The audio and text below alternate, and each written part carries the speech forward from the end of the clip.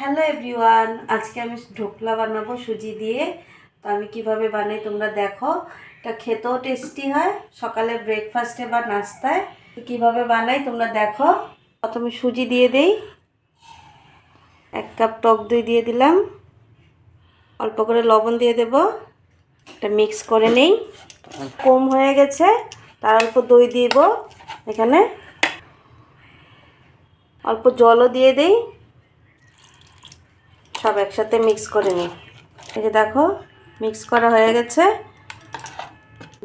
10-15 minute রেস্টে রেখে দেব, ঢেকে রেস্টে রেখে দেব। দেখো বন্ধুরা 10-15 মিনিট হয়ে গেছে। এখন ঢাকনিটা উঠিয়ে দেখলাম। মধ্যে ইনো দিয়ে দেব, ইনো দিয়ে এখানে নাড়াচাড়া করে নিই, অল্প মিলিয়ে নিই। দেখো ইনোটা দেওয়ার লগে লগে কি সুন্দর ফুলে গেছে। এখন এটা একটা টিফিন বাটিতে ঢেলে রাখবো। টিফিন বাটিটার মধ্যে অল্প রিফাইন তেল দিয়ে দেই, জানি না লাগে নিচটা। ভালো করে লাগিয়ে দেব চারদিকে। ব্যাটারটা ঢেলে দিলাম টিফিন বাটিটার মধ্যে,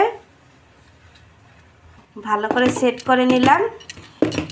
গ্যাসটা অন করে নিলাম, কড়াই বসাই দিলাম। তারপরে এই যে স্ট্যান্ড একটা দিয়ে দিচ্ছি, জলও আছে, অল্প করে জল দিয়ে দিচ্ছি। তারপরে যে বাটিটা দিয়ে দিলাম, টিফিন বাটিটা, এখন ঢেকে রাখি 15 মিনিটের মতন।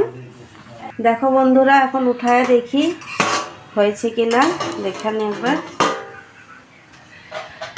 দেখো কি সুন্দর ফুলে গেছে, হয়ে গেছে। এখন নামিয়ে নেব। পিছনে অল্প বাড়ি দিয়ে দিই। দেখো বন্ধুরা কি সুন্দর ফুলে গেছে। আবার গ্যাসটা অন করে নিলাম, অন করে কড়াই বসিয়ে দিয়েছি। এখন রিফাইন তেল দিয়ে দেব। তেলটা গরম হয়ে গেছে, ওখানে আমি কারি পাত্তা দিয়ে দিলাম, একটা কাঁচা লঙ্কা দিয়ে দিই, অল্প করে সর্ষে দিয়ে দিলাম। ভাজা ভাজা হয়ে গেছে, এখন নামিয়ে নেব। নামিয়ে যেখানে ঢেলে দেবো, এটা লাগিয়ে দেবো। আমার ঢোকলা কমপ্লিট হয়ে গেছে।